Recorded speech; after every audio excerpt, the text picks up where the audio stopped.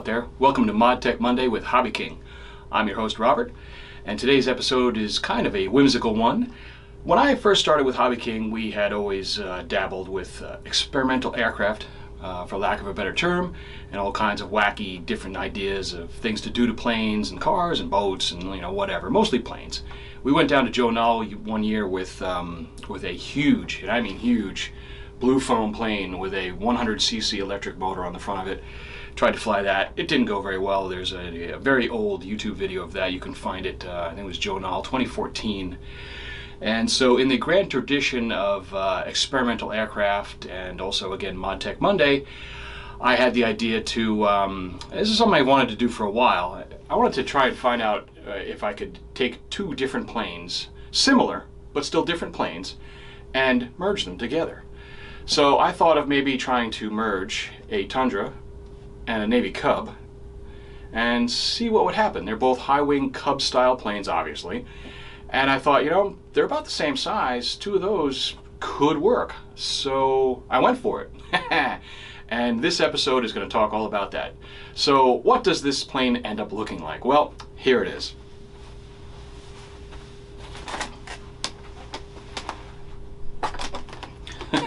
So it's hideous. It's an ugly plane. I will say right out that it's not a plane you could look at and go, wow, that's a good looking plane. No, it's not that. But it is half of a Tundra and half of a Navy Cub. So I was at least successful in getting it to that point, such as it is. So as you can see, I literally took both planes and cut them right down the middle. And this is what I ended up with. So again, I would not call this a good-looking plane by any means, but and who knows if it'll fly? I think it'll fly. I don't think it'll fly very well, I'll be honest with you. But I'm sure it's going to make an interesting impact at the field, and so we're going to see how that goes later on. But anyway, first, let me talk about what I did. So again, I literally took both planes and halved them down the middle. They're both glued together like that. When you get them, so when I got the Tundra and the Cub, well, I had the Tundra for a while. I had to get a Cub, and just kind of pulled apart the seam a little bit, took a really good sharp hobby knife and cut down the seam, and got them to both separate the fuselages very, very easily. And then so I kind of mated them up to see how they would fit, and you can see that actually a good bit of it made it up pretty well. I mean, this line back here, lined up pretty well. The tail surface lined up pretty well as far as the alignment, and same with the wing. I was very, very fortunate to find that with the wing I was able to use a spar from the Navy Cub and a spar from the Tundra, and luckily enough the spar from the Navy Cub fit in the spar from the Tundra. So the spar comes to about, they usually come to about, I don't know, another third or a quarter into the wing from each side. So if we say that a spar is normally this long, let's say, for example, the Tundra spar came out to about here. I cut that short, obviously, but then the Navy Cub spar started here and went all the way across into the spar from the Tundra. So, and I have photos and close-ups and other videos to show you later on as part of this video as well. I detailed the whole build, so I don't think I left anything out. I got pretty much the whole build on video, so you'll see that. But what I like to call happy accidents or lucky accidents, that was one of them, is that I was able to get the spars lined up for the main wing. That was the biggest challenge, I think, was to say, how am I going to make this thing stable and durable and flight capable? So there you go. You can see that the front end is a little off due to the different lengths. I opted to use the Tundra's motor. It's slightly more powerful than the Cubs. It would have flown just fine on the Cubs motor, but like I said, I used the Tundra motor. Plus, because it stuck out a bit more, it made more sense to use that setup.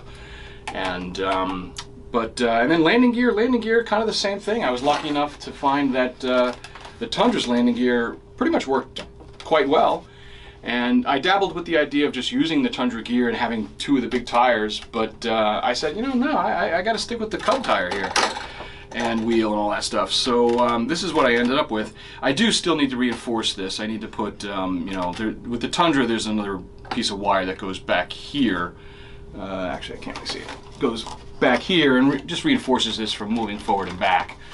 So I will still install that, and it should go in pretty easily. I can just cut out a piece here on the Navy Cub side just to fit that in, and it'll go in just like the regular Tundra piece. I still have an opening here on the bottom for getting to my receiver and connections and stuff like that. Normally that's on the top of the Tundra, and it is on the bottom of the Navy Cub, but it's still there. I can still access the hatch for the battery. It's still magnetically connected there.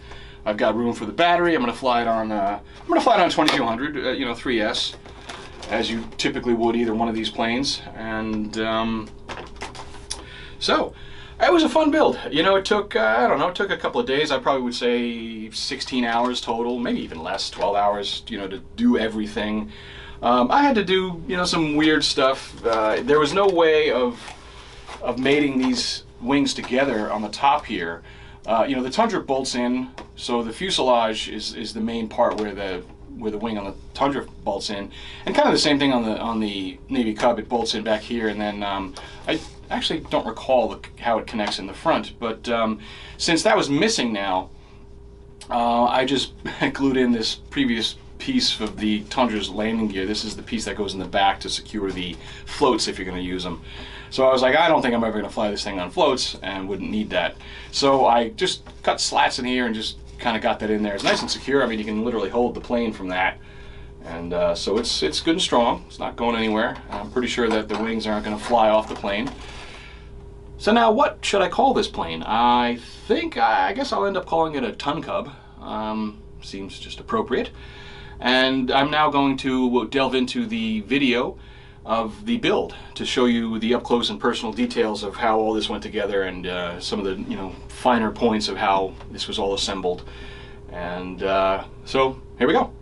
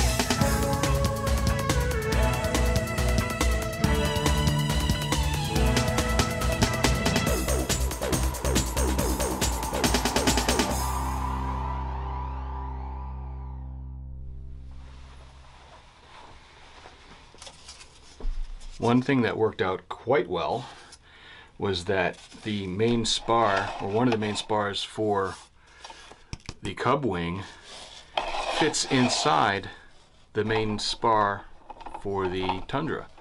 So when I have the spar in the main wing here, I can just slide it in there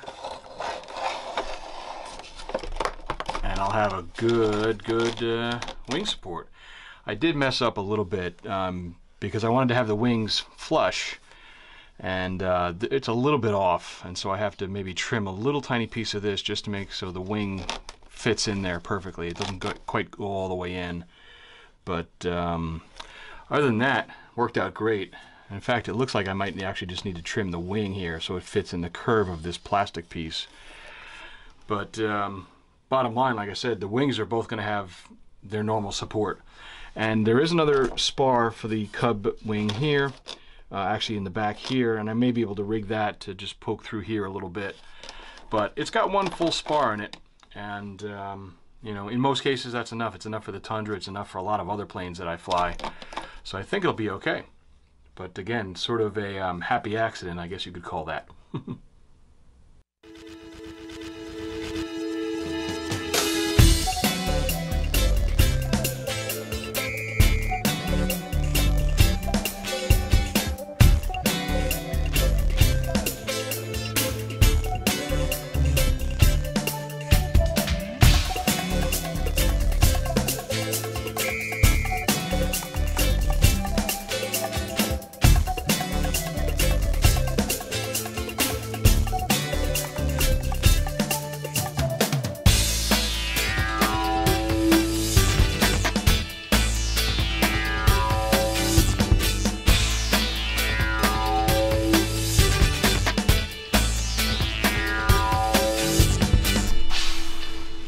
One spot I'm having some difficulty with is trying to figure out how to join these wings here.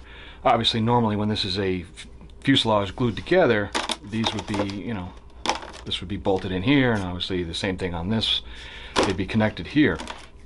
So maybe I could just glue in here, but then that makes the wing, this wing, permanent, and I can't remove it at all. I may not want to do that, so I might want to figure out some other way to join here maybe, and then join, well, yeah. Tricky, but I'll figure something out.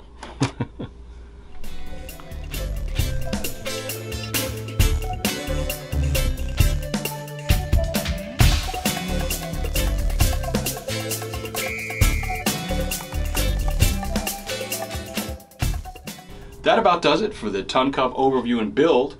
So before I head to the field and get to that portion of this video, I just want to say thanks for watching so far. Hope you enjoyed it. If you have any questions about this, or concerns, or thoughts, or whatever, put them in the YouTube comments right here, and I do my best to personally answer all these and reply to them myself. We're also active now on TikTok. We have an official HobbyKing TikTok account. It is called HobbyKing Official. And so check us out there. I did hint at this project sometime, I think twice on TikTok, so check it out, it's kind of fun. And I'll be posting videos there often. And you can also stay in touch with us via other social media, Facebook, Instagram, Twitter, all that. We're on all those. And if you have any concerns, compliments, questions, or anything else related to HobbyKing, we have live chat 24/7 and also our support ticket system. So we're always around to help you out with anything, to answer questions, to just talk RC. So, like I said, I plan on heading to the field soon, so let's continue there. Hey everybody, it's Rob from HobbyKing, and so this is the continuation of Mod Tech Monday with the TunCub, this rather ungainly looking aircraft. So we're up at Neat Fair, so it's a perfect opportunity to scare some people and fly an airplane that looks like this. All right, so yeah, let's go try it. Let's see how it goes. All right, TunCub going up. Take it off. It's like flying two planes at once. Badly, yes.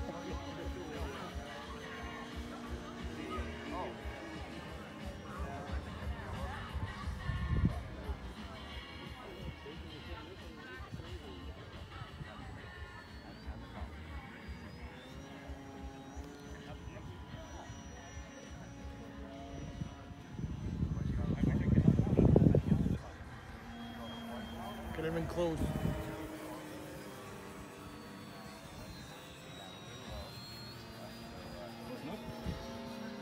I'll probably more. You can.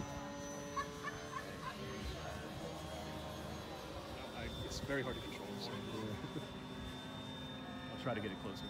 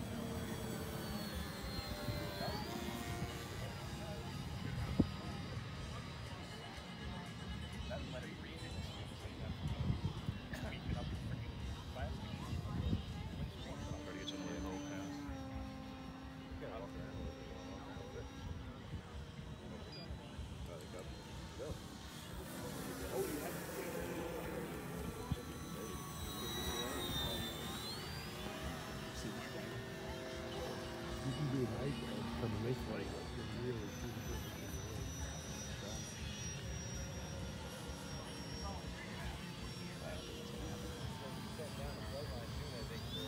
way. I'm just gonna land it.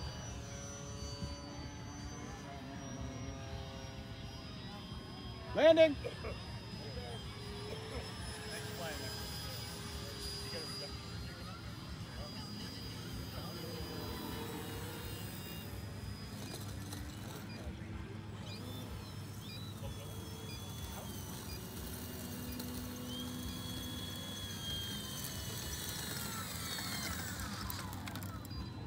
All right, successful flight on the TunCub. It's ugly, but she flies. So there's that. See you next time. Thanks for watching.